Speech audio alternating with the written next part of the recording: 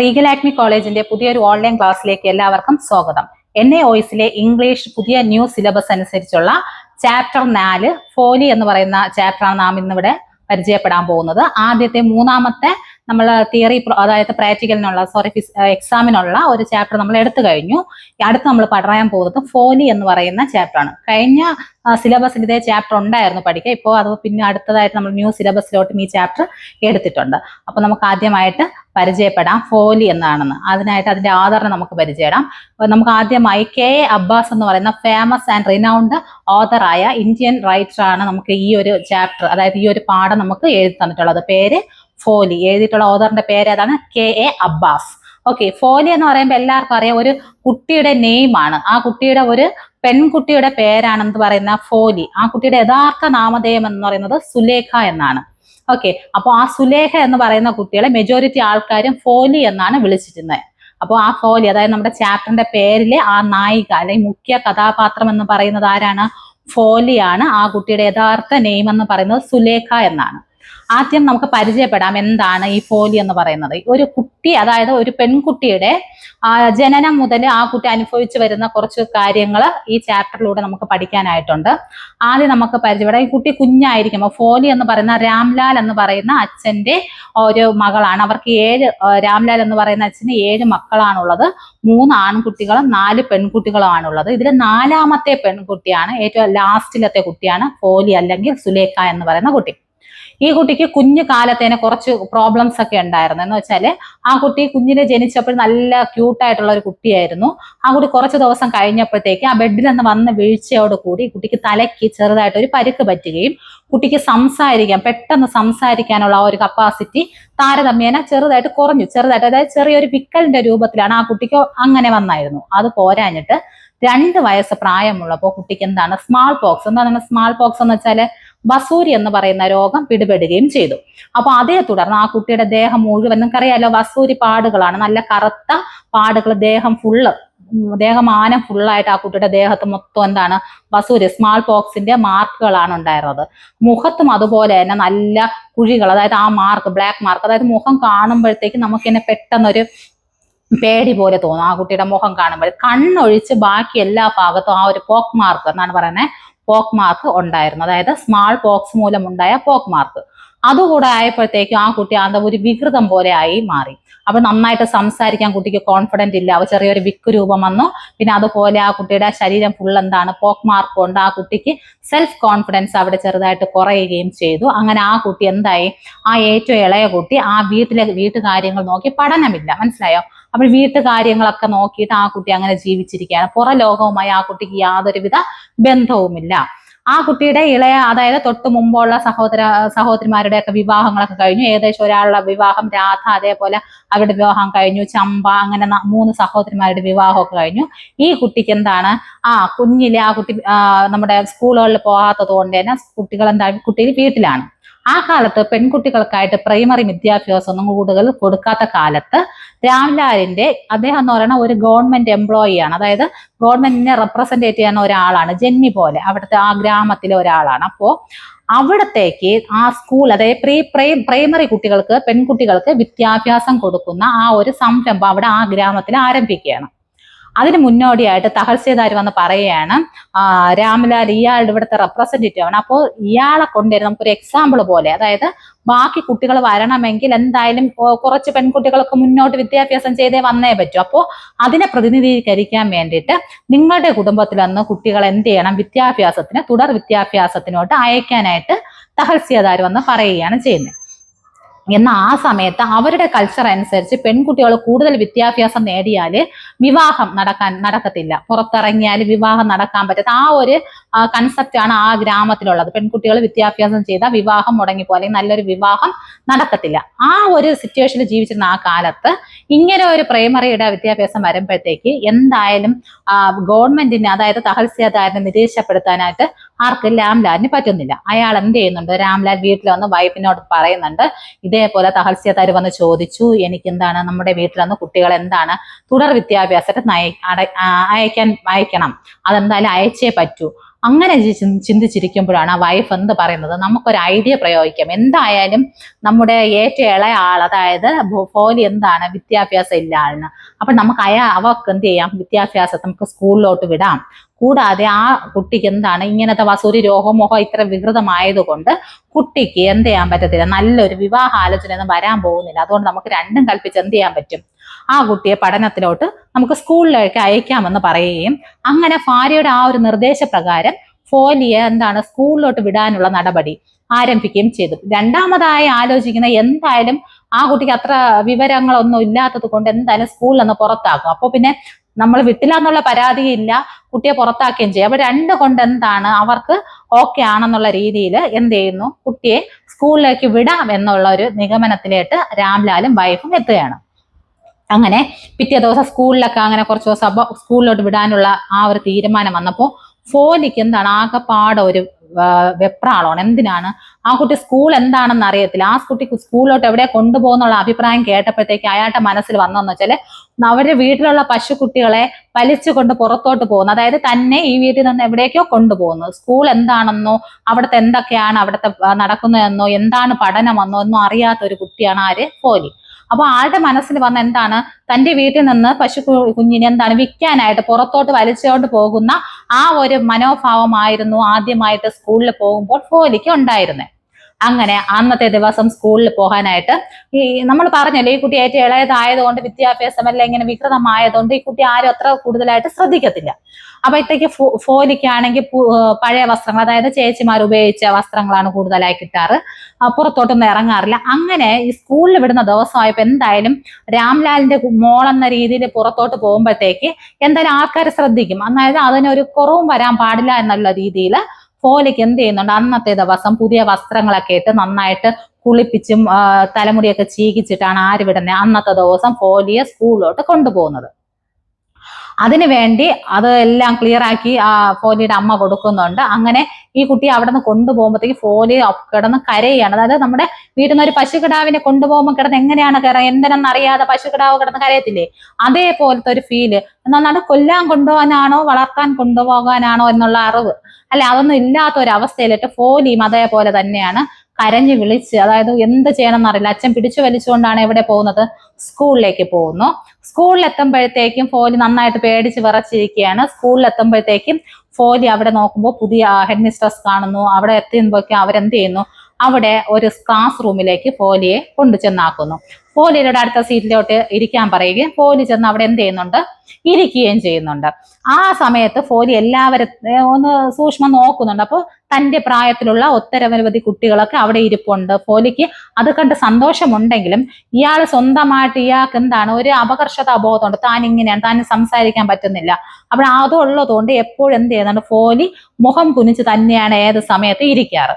അങ്ങനെ ഫോലി ഇരിക്കുകയും കുറച്ച് സമയം കഴിഞ്ഞപ്പോഴത്തേക്ക് അവിടുത്തെ ആ ടീച്ചർ വരുന്നു. ടീച്ചർ വന്ന് ഫോലിയുടെ അടുത്ത് എന്ത് ചോദിക്കുന്നു, നിന്റെ പേരെന്താ ആണെന്ന് ചോദിക്കുമ്പോഴത്തേക്കും ഫോലിക്ക് എന്താണെന്ന് പറയാൻ പറ്റുന്നില്ല. ആ കുട്ടിക്ക് വിക്കുണ്ട്. പിന്നെ ഇത്രയും പേരുടെ ഇടയിൽ വെച്ചിട്ട് സ്വന്തം പേര് പോലും വെളിപ്പെടുത്താൻ പാത്ത ഒരു ദുർബലയായ ഒരു പെൺകുട്ടിയാണ് ആര്, ഫോലി. അവർ പറയുകയും അത് കേട്ട് ആ കുട്ടിക്ക് പറയാൻ പറ്റുന്നില്ല. ആ സംഭവം കേട്ട് കൂട്ടത്തിലുള്ള എല്ലാ കുട്ടികളും എന്ത് ചെയ്യുന്നുണ്ട്, ചിരിക്കുകയും കളിയാക്കുകയൊക്കെ ചെയ്യുന്നുണ്ട്. ഇതെല്ലാം കേട്ട് തന്നെയാണ് ഇത് പറയുന്നതെന്ന് അറിഞ്ഞിട്ടും ആളെന്ത് ചെയ്യുന്നുണ്ട്, ഫോലി തന്നെ കുരിച്ചിരുന്ന് കരയുകയാണ് ചെയ്യുന്നത്. അങ്ങനെ ബെല്ലടിക്കുമ്പോഴത്തേക്ക് ബാക്കി കുട്ടികൾ പുറത്തോട്ട് പോകുന്നുണ്ട്.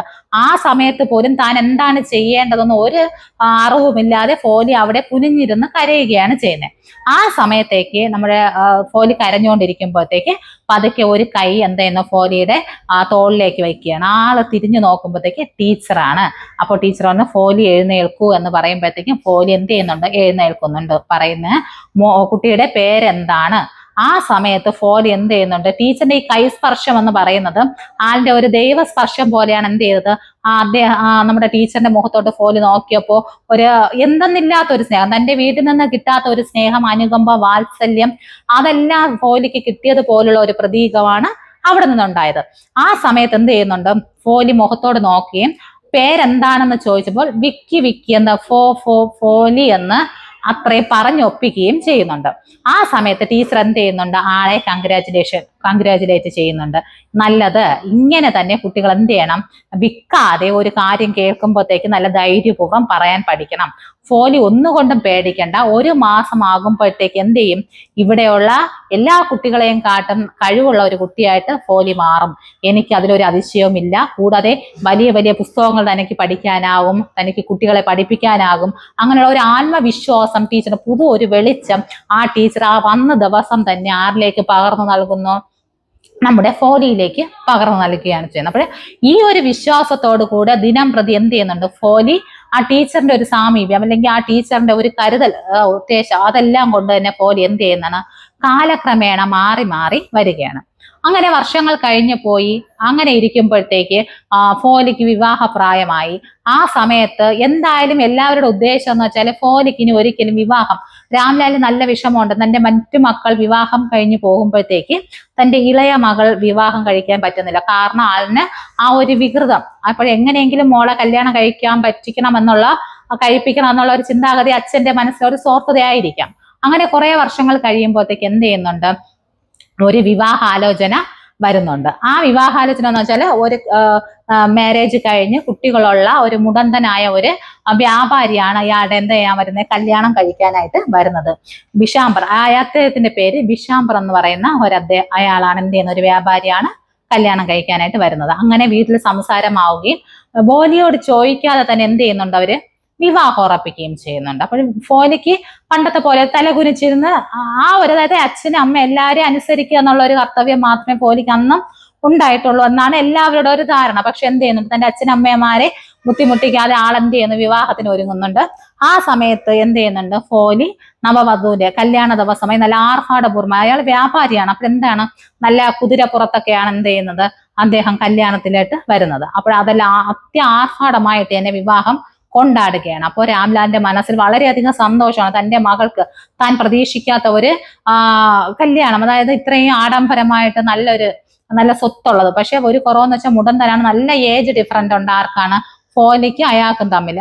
എന്നാലും കുഴപ്പമില്ല, തന്റെ മോൾക്ക് ഒരു വിവാഹം നടക്കുന്നുണ്ടല്ലോ എന്നുള്ളൊരു സന്തോഷം കൊണ്ടാണ് രാംലാൽ ഇത്രയും ഒരു വലിയ ഒരു കല്യാണ ഒക്കേഷൻ ചെയ്യുന്നത്, സംഘടിപ്പിക്കുന്നത്. ആ കല്യാണത്തിന്റെ അന്ന് തന്നെ അവരെന്ത് ചെയ്യുന്നു, നല്ല നവവധു അതായത് ഫോലി നല്ല നന്നായിട്ട് അണിഞ്ഞൊരുങ്ങി ചുവന്ന സാരിയൊക്കെ എടുത്തിട്ട് എന്ത് ചെയ്യുന്നുണ്ട്, മുഖത്ത് അവരുടെ കൾച്ചർ അനുസരിച്ച് മുഖത്ത് എന്ത് ചെയ്യുന്നുണ്ട്, മുഖപടം അല്ലെ ധരിക്കുന്നുണ്ട്. ഇങ്ങനെ മുഖമൊക്കെ മറച്ചിട്ടാണ് ആര് വരുന്നത്, ഫോലി വരുന്നത്.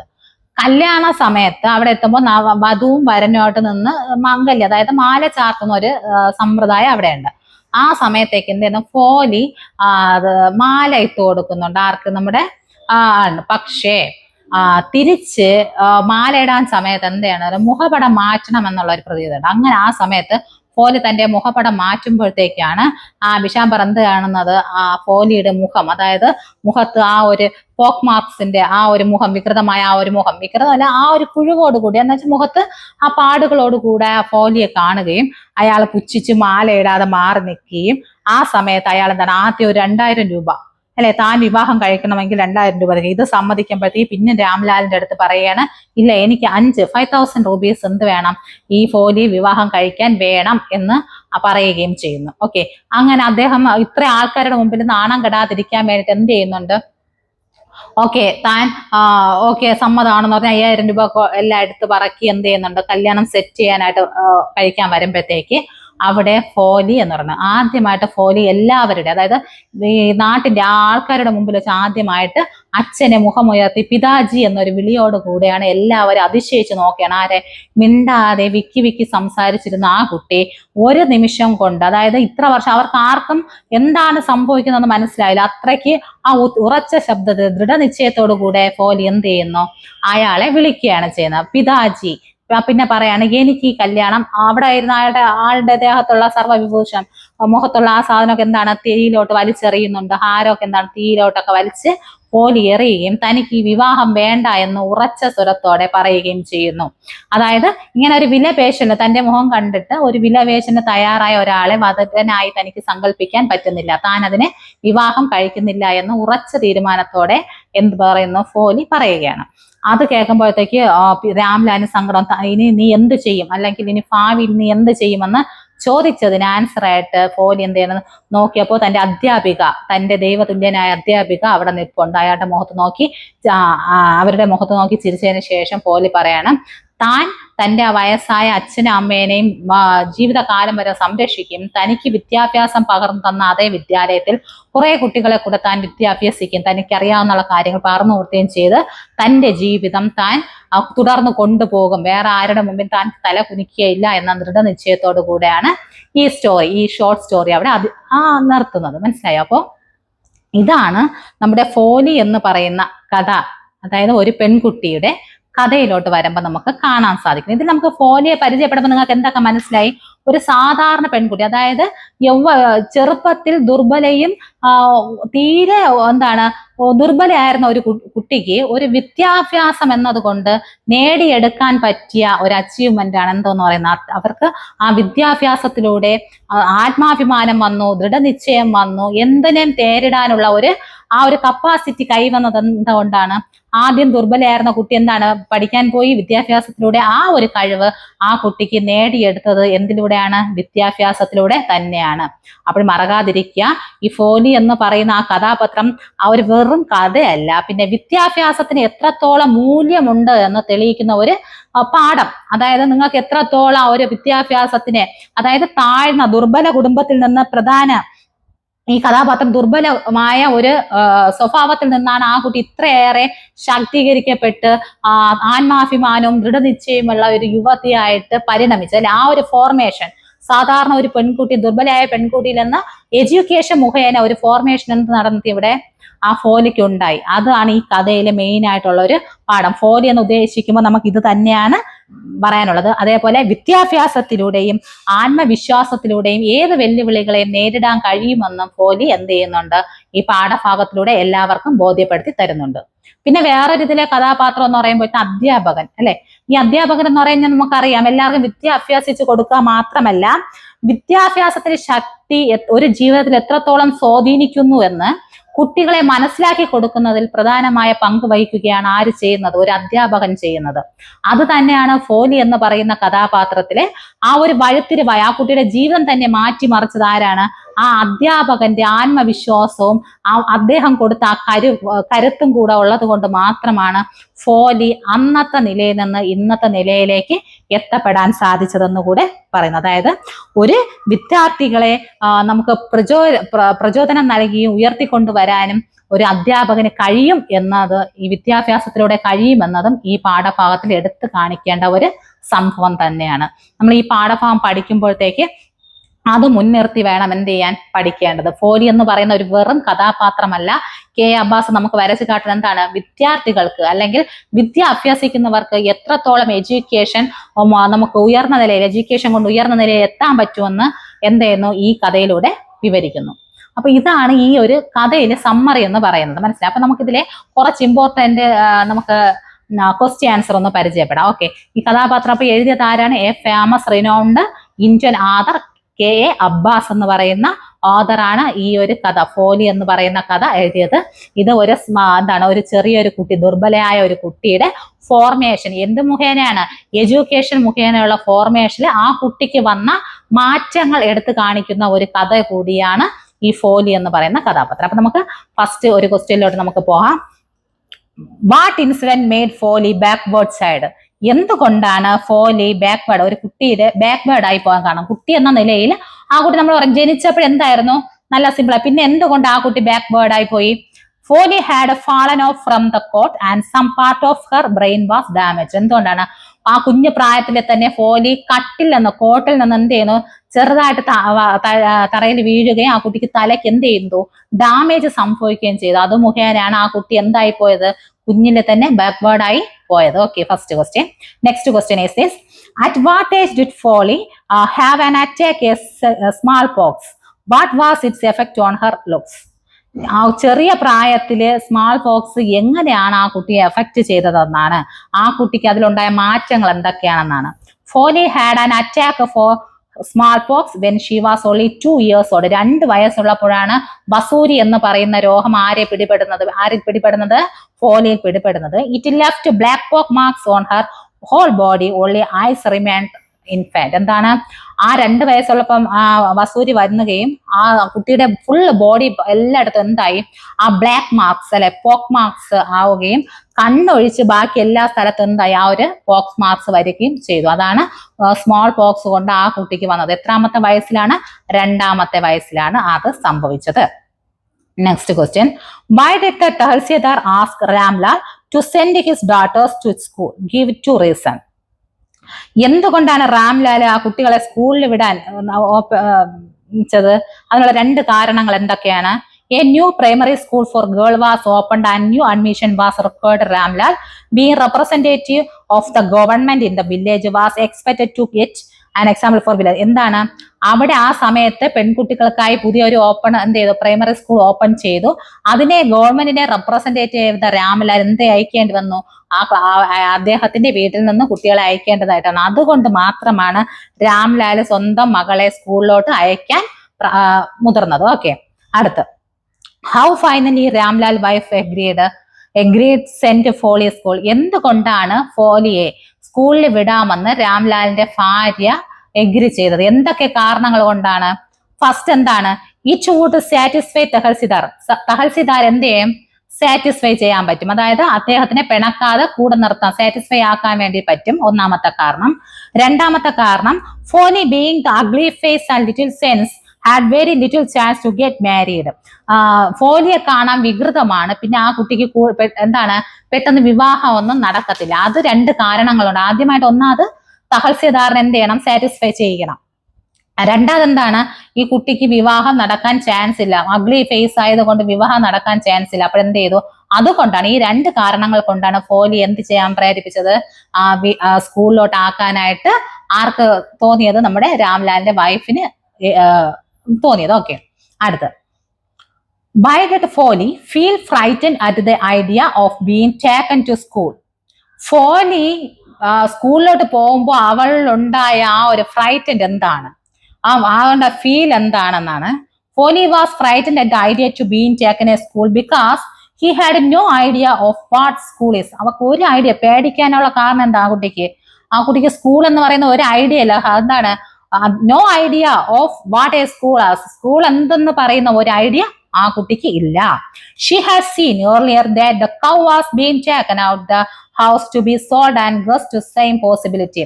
ആ കുട്ടി കണ്ടിട്ടുള്ള എന്താണ്? സ്വന്തം വീട്ടിൽ നിന്ന് പശുക്കിടാവിനെ വലിച്ചിഴച്ചു കൊണ്ട് പോകുന്ന അതേ ഒരു പോസിബിലിറ്റിയാണ് തന്നെ സ്കൂളിലോട്ട് വിടാൻ പോകുന്ന സമയത്ത് ആർക്ക് തോന്നിയത്? നമ്മുടെ ഫോലിക്ക് തോന്നിയത്. അതായത് ഒരു പശുക്കിടാവിനെ വീട്ടിൽ നിന്ന് വലിച്ചിറക്കി കൊണ്ടുപോകുന്ന അതേ ഫീല് ആണ്, പോസിബിലിറ്റിയാണ് നമ്മുടെ ഫോലിക്ക് തോന്നിയത്. അതുകൊണ്ടാണ് ആളിന് ഫ്രൈറ്റൻ ചെയ്യാനായിട്ട് തോന്നിയത്. ഓക്കെ, അയാളെ പേടിക്കാനുള്ള പ്രധാന കാരണം. Next question, what concern did Ramlal have about Vishambar? രാംലാലിനെ വിശംബറിനെ കുറിച്ചുള്ള കൺസേൺ എന്താണ്? Ramlal was concerned that Vishambar was a not very young. അവരെന്താണ്, ഒരു മോളെ വിവാഹം കഴിക്കാൻ പോകുമ്പോൾ അച്ഛന് കുറച്ച് കാൽക്കുലേഷൻസ് ഉണ്ട്. പക്ഷെ ഇയാൾ എങ്ങനെയാണ് വിശാംബർ, അത് പറ്റുമോ, എന്റെ മോക്ക് ഇത് തന്നെയാണ്? അയാൾക്ക് ഭയങ്കര കൺസേൺ ആണ്, തനിക്ക് തന്റെ മോക്ക് പറ്റിയതാണോ എന്ന്. എന്തുകൊണ്ടാണ് അങ്ങനെ തോന്നാനുള്ള കാര്യം, കൺസേൺ ആവാനുള്ള കാര്യം? 1ാമത്തെ കാര്യം എന്ന് പറഞ്ഞാൽ, he was not a very young. ഒരിക്കലും നല്ല ചെറുപ്പക്കാരനായിരുന്നില്ല ആര്? വിശാംബർ എന്ന് പറയുന്ന ആള്. ആൻഡ് ലിവ്ഡ്, കൂടാതെ എന്താണ്, മുടന്തനായിരുന്നു. And had children from his first wife who were grown up. അത് കൂടാതെ തന്നെ അദ്ദേഹത്തെ ആദ്യത്തെ വിവാഹത്തിൽ കുട്ടികളൊക്കെ ഉണ്ടായിരുന്നു. കൂടാതെ മുടന്തനായിരുന്നു. പിന്നെ ഓരോ എഫക്റ്റ് എന്ന് വെച്ചാൽ നല്ലൊരു വ്യാപാരി, അതായത് ഇച്ചിരി പണമൊക്കെ ഉള്ള, പൊസിഷനും പണമൊക്കെ ഉള്ള ഒരു വീട്ടിലെ ആളായിരുന്നു കേട്ടോ. പക്ഷെ കൺസേൺ ആവാനാത്ത കാര്യം, he's not a young and he's a lift and then last one is he's എന്താണ് the children's and had children's from his first wife. ആദ്യത്തെ വിവാഹത്തിൽ കുട്ടികൾ ഉണ്ടായിരുന്നു. ഹു വേർ ഗ്രൂൺ അപ്പ്, അവരൊക്കെ എന്താണ്, വളർന്ന കുട്ടികളൊക്കെ അദ്ദേഹത്തിന് ഉണ്ടായിരുന്നു. ഇതാണ് കൺസേൺ, രാംലാലിന് കൺസേൺ ആയിട്ട്, വിശാംബറിൽ കൺസേൺ ആയിട്ടുണ്ടായ കാരണങ്ങൾ. അടുത്ത question, what condition did Vishambar lay down to marry Phooli and by? എന്താണ് അവസാനം വിശാംബർ ഒരു കണ്ടീഷൻ വയ്ക്കും, താൻ വിവാഹം കഴിക്കുന്നുണ്ടെങ്കിൽ എങ്ങനെ കഴിക്കാൻ പറ്റുമെന്നാണ്. വാട്ട് കണ്ടീഷനാണ് വിശാംബർ മുന്നോട്ട് വെച്ച, അതായത് ഫോലിയെ വിവാഹം കഴിക്കണമെങ്കിൽ മുന്നോട്ട് വെച്ച ആ ഒരു കണ്ടീഷൻ എന്താണ്? Vishambar Nath demanded 5,000 rupees from Phooli father when saw a pock marks of her face. അവളുടെ ആ മുഖം ഫേസ് മാർക്ക് പോക്ക് മാർക്കുള്ള ഫേസ് കണ്ടപ്പോഴത്തേക്ക് വിശാംബർ ഡിമാൻഡ് വെച്ചെന്താണ് 5000 രൂപ എന്ത് ചെയ്യണം ഫാദർ രാംലാൽ ആർക്ക് കൊടുക്കണം വിശാംബറിന് കൊടുത്താൽ മാത്രമേ ഫോലിയെ വിവാഹം കഴിക്കാൻ പറ്റൂ എന്നുള്ള കണ്ടീഷനാണ് വിശാംബർ എന്ത് ചെയ്തത് ആ ഒരു ഇതിൽ വെച്ചത്. Okay, next question and last question is this. What happened at when Foley's veil was removed a second time? ഫോലിയുടെ വേളി മീൻസ് വിവാഹ സമയത്ത് എന്താണ് ഫോലി ചെയ്തത്? അതാ ഫോലി വാസ് റിമൂവ് എന്ത് ചെയ്ത് എന്താണ് റിമൂവ് ചെയ്തത് വേളിയുടെ സമയത്ത്? When Foley's veil was removed for the second time, she looked at Vishamburnad with cold attended through the garnet to the fire.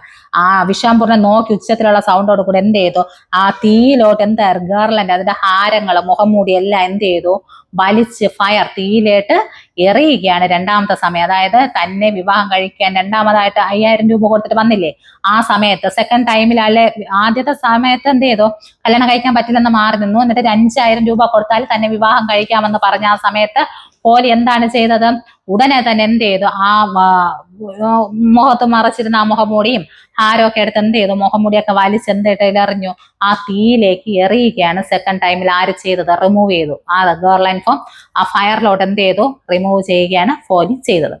നമ്മുടെ ഈ ഒരു ചാപ്റ്ററിലും ഇതിൽ കുറച്ച് വൺ വേർഡ് ക്വസ്റ്റ്യൻസ് ഒക്കെ ഉണ്ട്. എനിക്ക് എല്ലാം ഈ ഒരു വീഡിയോയിലോട്ട് പറയാൻ പറ്റത്തില്ല, എന്നാലും ഞാൻ കുറച്ച് ഇമ്പോർട്ടന്റ് ആയിട്ട് ക്വസ്റ്റ്യൻസ് എടുത്താണ് ഇപ്പൊ നിങ്ങൾക്ക് പറഞ്ഞു തന്നിട്ടുള്ള. ഇതിന്റെ സമ്മറി ഒന്ന് കേട്ട് നോക്കുക, എന്നിട്ട് നിങ്ങൾ എന്ത് ചെയ്യുക ആ ടെക്സ്റ്റ് ഒന്ന് വായിച്ചു നോക്കുക. ഇതിന്റെ നോട്ട്സ് ഞാൻ ഈ വീഡിയോന്റെ താഴത്തേക്ക് കുറച്ച് ഇമ്പോർട്ടന്റ് ആയിട്ടുള്ള കുറച്ച് ക്വസ്റ്റ്യൻസ് എന്ത് ചെയ്യുന്നുണ്ടാവും ഇടുന്നുണ്ടാവും. അപ്പൊ അതൊക്കെ ഒന്ന് എഴുതി നോക്കി ഇരുന്ന് പഠിക്കുക.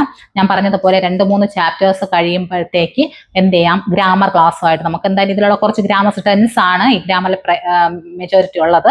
അപ്പൊ നമുക്ക് അതെല്ലാം ഒരു ക്ലാസ്സിലോട്ട് നമുക്ക് എന്ത് ചെയ്യാം നോക്കിയിട്ട് പഠിക്കാം. അപ്പോൾ നിങ്ങൾ എന്ത് ചെയ്യുക ഈ വീഡിയോസ് ഒന്ന് കറക്റ്റ് ആയിട്ട് കേൾക്കുക. എന്തെങ്കിലും ഡൗട്ട് ഉണ്ടെങ്കിൽ കമന്റ് രൂപത്തിൽ രേഖട്ടെ. പുതിയ സിലബസ് ആണ്. അപ്പോൾ നിങ്ങൾക്ക് അടുത്ത അതായത് നമ്മുടെ അടുത്ത ഏപ്രിൽ മാർച്ചിലോട്ട് വരുന്ന എക്സാമിലോട്ടായിരിക്കും ഈ ചാപ്റ്റേഴ്സ് ഒക്കെ ആഡ് വരുന്നത്. നമ്മൾ 2 ചാപ്റ്റേഴ്സ് ആണ് ഇപ്പോൾ ആയിട്ട് കംപ്ലീറ്റ് ചെയ്തത്. അടുത്ത തുടർന്ന് തന്നെ നമ്മൾ ഉടനെ തന്നെ അടുത്ത നെക്സ്റ്റ് ചാപ്റ്റേഴ്സുമായിട്ട് വീണ്ടും കാണാം. അപ്പോൾ അതുവരെ എല്ലാവരും എന്ത് ചെയ്യുക വീഡിയോസ് കാണുക, പഠിക്കുക, എഴുതുക. നമുക്ക് വേറെ ഗ്രാമേഴ്സ് പിന്നെ എടുക്കാം. ഓക്കെ, നമുക്ക് അടുത്ത ഒരു ചാപ്റ്ററുമായി വീണ്ടും നെക്സ്റ്റ് നമുക്ക് വേറൊരു പുതിയ ഓൺലൈൻ ക്ലാസ്സിലേക്ക് കാണാം. അതുവരെ താങ്ക് യു.